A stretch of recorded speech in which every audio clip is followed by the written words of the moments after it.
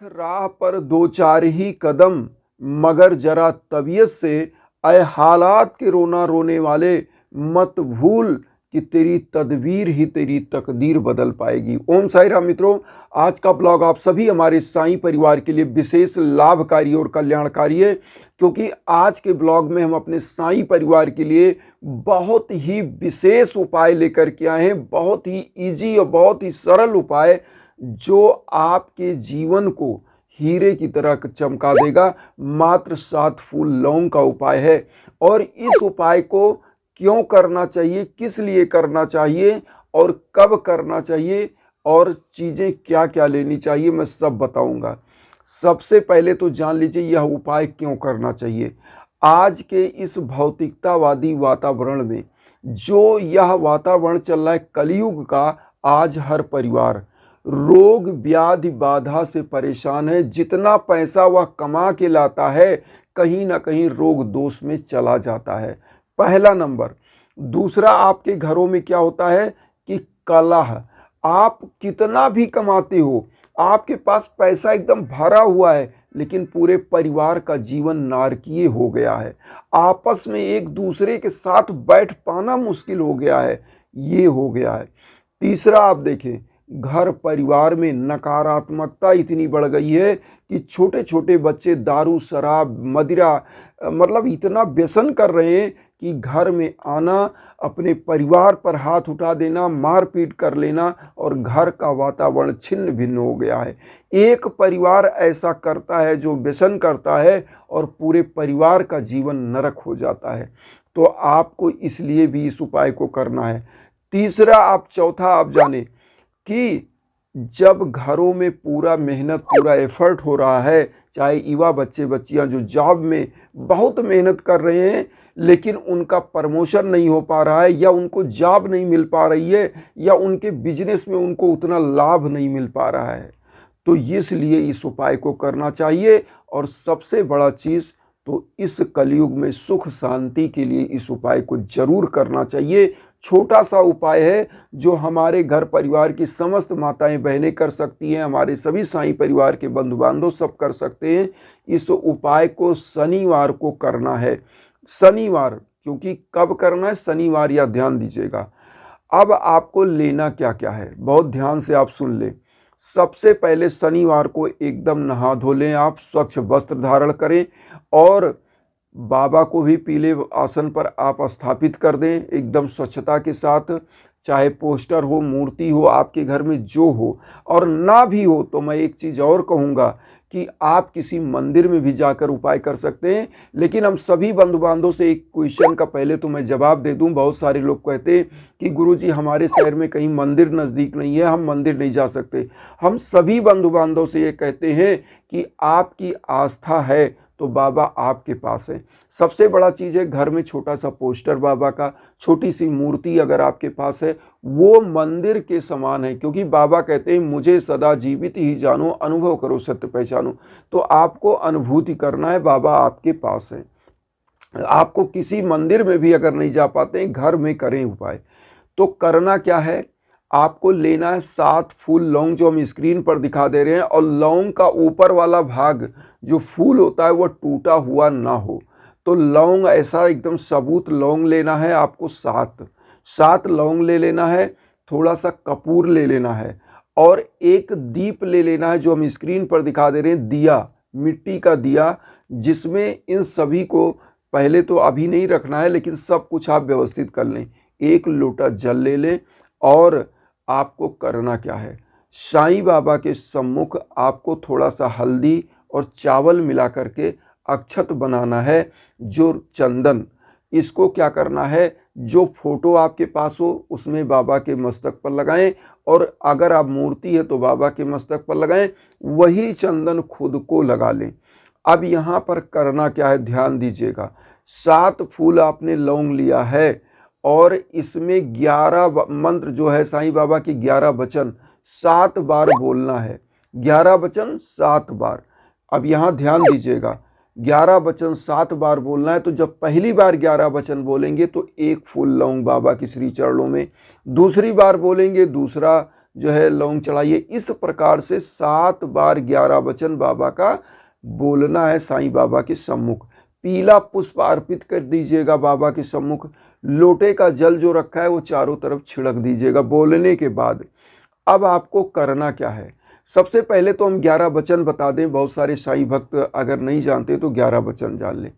जो शिरडी में आएगा आपद दूर भगाएगा, चढ़े समाधि की सीढ़ी पर, पैर तले दुख की पीढ़ी पर, त्याग शरीर चला जाऊंगा, भक्त हेतु दौड़ा आऊंगा, मन में रखना दृढ़ विश्वास, करे समाधि पूरी आस, मुझे सदा जीवित ही जानो, अनुभव करो सत्य पहचानो, मेरी शरण आ खाली जाए, हो तो कोई मुझे बताए, जैसा भाव रहा जिस जन का, वैसा रूप हुआ मेरे मन का, भार तुम्हारा मुझ पर होगा, वचन न मेरा झूठा होगा, असहायता लो भरपूर, जो मांगा हुआ नहीं है दूर, मुझ में लीन वचन मन काया, उसका ऋण ना कभी चुकाया, धन्य धन्य वा भक्त अनन्य, मेरी शरण तजले नानन।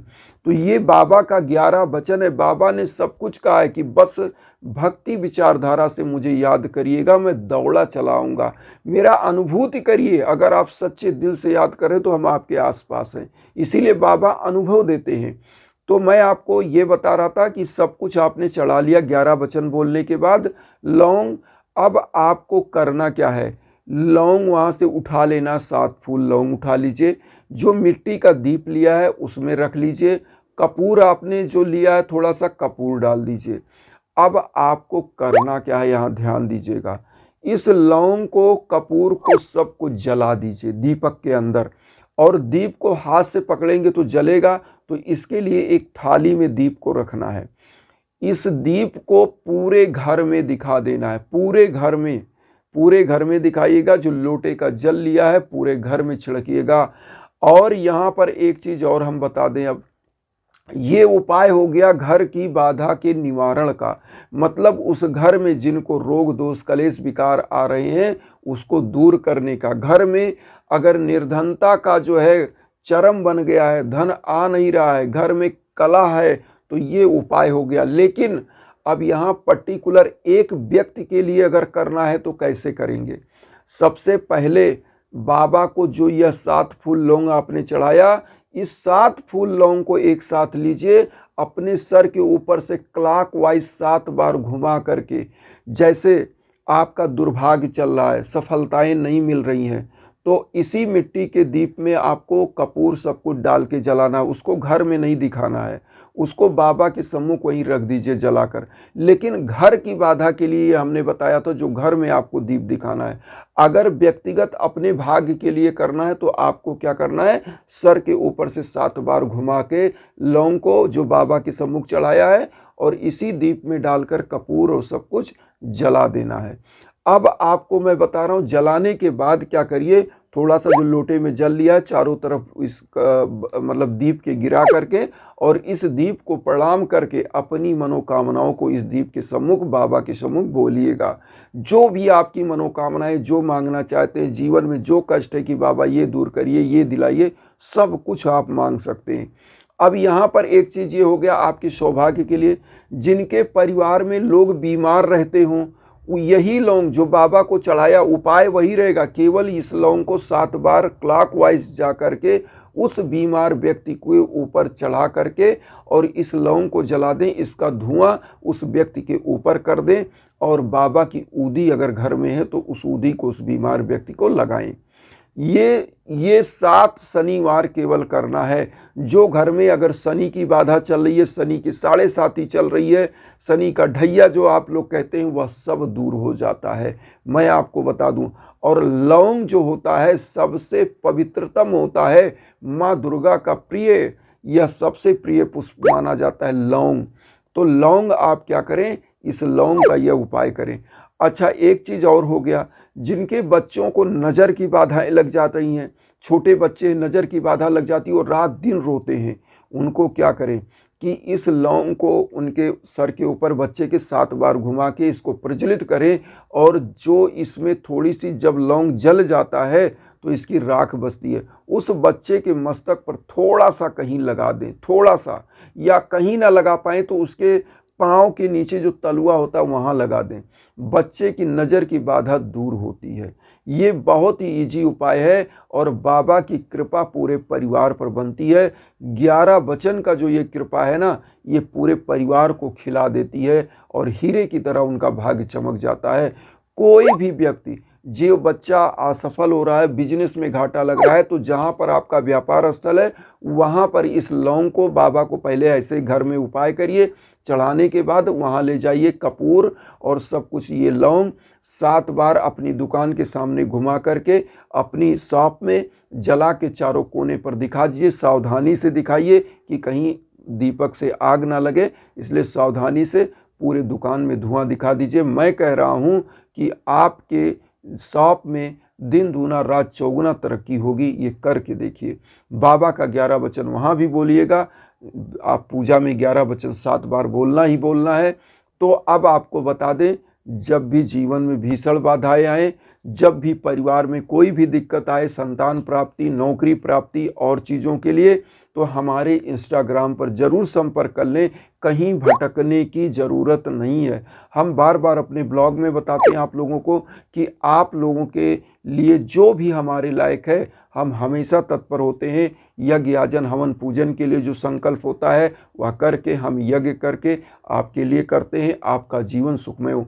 तो आज एक और खुशखबरी हम सुनाना चाहते हैं। हमारे एक बंधु बांधव हैं जो राजस्थान से हैं, जिनके लिए हवन हुआ था, और आज मैं बताऊं कि उनके बच्चे के लिए हवन हुआ था, जो कल रिजल्ट आया बहुत अच्छा, मतलब 85+ नंबर लेकर के आया है, 85% नंबर लेकर के आया है। कल रिजल्ट आया CBSE बोर्ड का बच्चों का, और उनका बच्चा हाई स्कूल में था और बहुत ही मतलब पढ़ने में वो परिवार कहते थे कमज़ोर है।